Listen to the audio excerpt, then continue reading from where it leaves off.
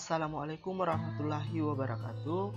Sebelumnya perkenalkan, nama saya Hardan Ardiansyah dengan NIM 19044111833 dari kelas 5E Keamanan Komputer. Baiklah, di sini saya akan menjelaskan tentang cyber law, hukum dan keamanan. Sebelum kita membahas tentang cyber law, kita akan membahas terlebih dahulu tentang cybercrime. Pengertian cybercrime. Menurut Organization of European Community Development atau OECD, cybercrime adalah semua bentuk akses ilegal terhadap suatu transmisi data. Itu artinya semua bentuk kegiatan yang tidak sah dalam suatu sistem komputer termasuk dalam suatu tindak kejahatan. Secara umum, pengertian cybercrime sendiri memang biasa diartikan sebagai tindak kejahatan di ranah dunia maya yang memanfaatkan teknologi komputer dan jaringan internet sebagai sasaran. Seperti apa yang telah disebutkan, tindakan cybercrime ini muncul seiring dengan kian gencarnya teknologi digital, komunikasi dan informasi yang semakin canggih. Selanjutnya adalah karakteristik. Jenis kejahatan konvensional terbagi menjadi dua atau yang biasa dikenal dengan dua, yaitu yang pertama kejahatan kera biru atau blue collar crime. Yang kedua adalah kejahatan kerah putih atau white collar crime. Cybercrime sendiri merupakan kejahatan yang muncul akibat adanya komunitas dunia maya di internet. Karakteristik unik dari cybercrime menyangkut 5 hal, yaitu yang pertama ruang lingkup kejahatan, yang kedua sifat kejahatan, yang ketiga pelaku kejahatan, yang keempat adalah modus kejahatan, dan yang terakhir kelima adalah jenis kerugian yang ditimbulkan. Jenis cybercrime. Pertama, berdasarkan jenis aktivitasnya. Yang pertama adalah unauthorized access, yang kedua illegal contents, yang ketiga adalah penyebaran virus secara sengaja, yang keempat adalah data forgery, yang kelima adalah cyber espionage, sabotage, and extortion.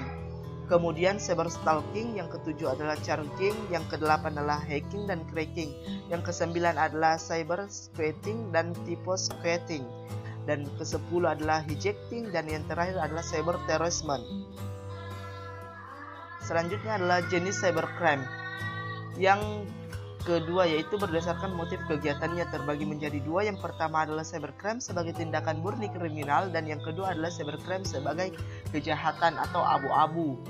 Kemudian adalah jenis cybercrime yang ketiga yaitu berdasarkan sasaran kejahatan dibagi dalam 3 kategori. Yang pertama, cybercrime yang menyerang individu atau against person, seperti contohnya adalah pornografi, cyber stalking, cyber trespass. Yang kedua adalah cyber yang menyerang hak milik atau against property, dan yang ketiga adalah cybercrime yang menyerang pemerintah atau against government. Selanjutnya yaitu bentuk-bentuk dari cybercrime.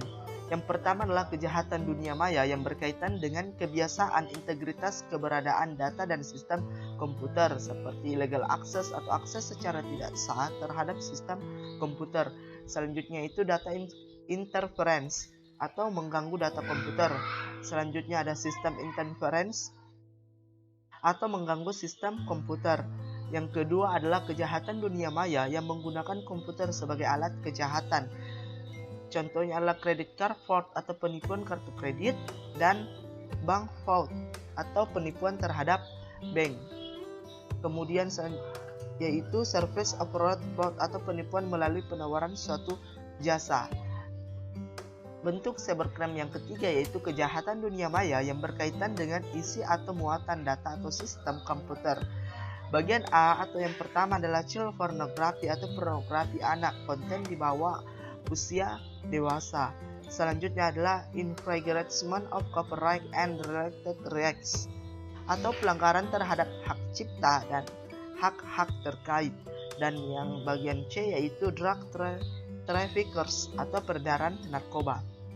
Selanjutnya adalah pencegahan. Yang pertama, gunakan security software yang up to date. Yang kedua, lindungi komputer seperti antivirus, anti-firewall. Kemudian buat password yang sangat sulit, yang sangat familiar di pikiran kita, namun tidak gampang diketahui orang lain.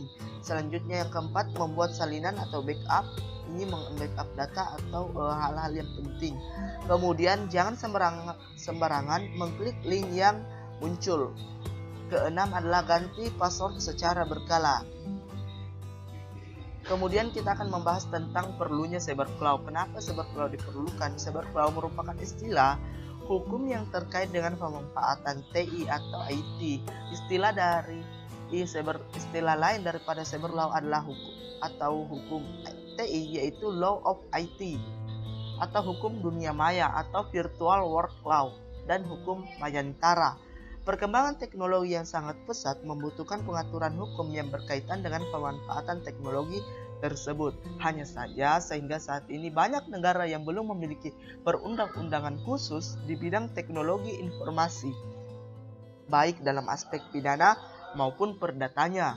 Kemudian ruang lingkup dari cybercloud adalah yang pertama, hak cipta, hak merek, pencemaran nama baik atau defamation, hate speech, fitnah, penistaan, dan penghinaan. Kemudian serangan terhadap fasilitas komputer seperti hacking, virus, illegal access, pengaturan sumber daya internet, IP address, domain name.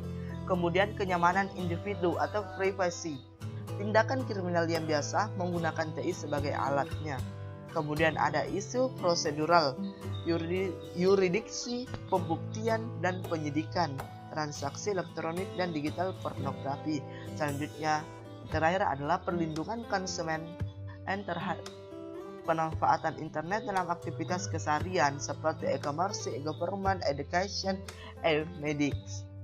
Demikian penjelasan saya tentang cyberlaw, hukum dan keamanan. Cukup sekian, saya akhiri dengan ucapan wabillahi taufiq wal hidayah. Wassalamualaikum warahmatullahi wabarakatuh.